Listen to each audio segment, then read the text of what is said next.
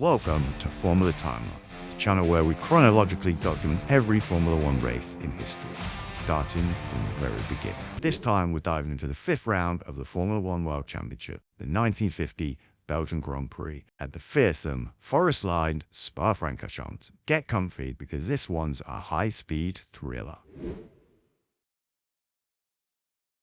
Spa-Francorchamps had been terrifying and thrilling drivers since 1922. Originally designed as a triangle of public roads linking the towns of Francorchamps, Malmedy, and Stavelot, quickly earned a reputation for high speeds, changing weather, and serious danger. By 1950, it was already one of Europe's most feared circuits, a place where bravery wasn't just optional, it was also the entry fee. While Alfa Romeo was still dominant, there was tension brewing within the team. Luigi Fagioli, the oldest driver in the field at 52, was growing frustrated. Despite being consistently fast and reliable, he was always playing second fiddle to Farina and Fangio. At Spa, he decided to throw down the gauntlet. There was no team orders stopping him this time. Fagioli had the experience, the car, and the burning desire to prove he wasn't just Alfa's ceremonial third wheel. Spa in 1950 was nothing short of terrifying. This wasn't the neat, chicane-heavy circuit we know today.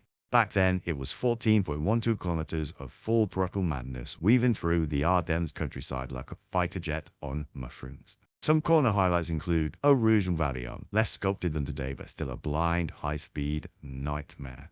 Stavelot, a fast right-hander where cars often danced on the edge of grip. Blanchimont, taken flat out by the brave, all the foolish. La Source hairpin, the tightest turn of the lap, the only moment drivers caught their breath. With minimal runoff and speeds averaging over 130 miles per hour, it's no wonder Spa earned a reputation for being one of the most deadliest circuits in the world. Qualifying at Spa was once again a showcase of Alfa Romeo supremacy, with all three factory cars lucking out the front row. Juan Manuel Fangio and Nino Farina were inseparable on pace, both setting identical best times of 4 minutes and 37 seconds. Luigi Fagioli wasn't far behind with a 4 minutes 41.0, giving Alfa a clean sweep. The next best qualifiers were Luigi Villoresi and Raymond Sommer in their Talbot Lago and Ferrari, but they were a full 10 seconds off the pace, proof that on raw speed nobody could touch the Alfa team. Alfa's dominance was clear. They were 10 seconds faster than the next best car, and you thought Mercedes in the 2010s were dominant. The real race was going to be the Inter-Alfa fight. On the 18th of June, 1950, 14 cars lined up ready to fight for glory. The race got underway in warm, dry, and sunny conditions, perfect for drama.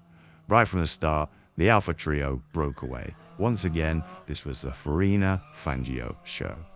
Fangio led the early laps, holding off Farina's relentless pressure. Fagioli slotted into third, but couldn't match their pace. It was a rare moment of intra-team warfare, and Spa's high-speed corners gave them the perfect stage. Lap 20. In a brief but brilliant twist, Raymond Sommer found himself leading the race after the dominant Alfa Romeos pitted for fuel.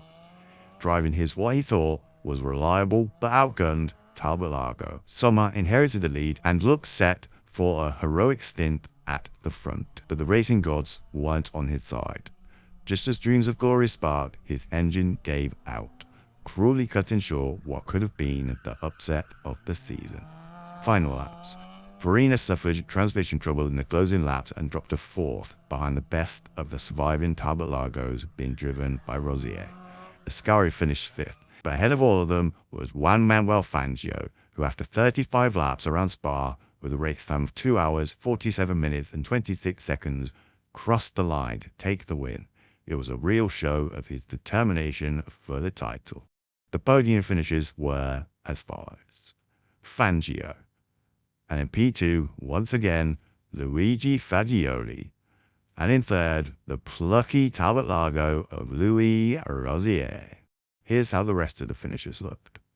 No driver got within touching distance of the top two. Ferrari ended with a P5 and P6, whilst the homegrown talent of Johnny Claes finished 8th. Nino Farina took home an extra point for the fastest lap. Fangio's win was Alfa Romeo's 4th in 5 races, but this one felt earned. He bided his time, avoided mechanical trouble, and pounced when it mattered. After 5 rounds, the standings were starting to take shape. Remember, only a driver's best 4 results would count towards their final championship total, and with Spa being round 5, this started to matter.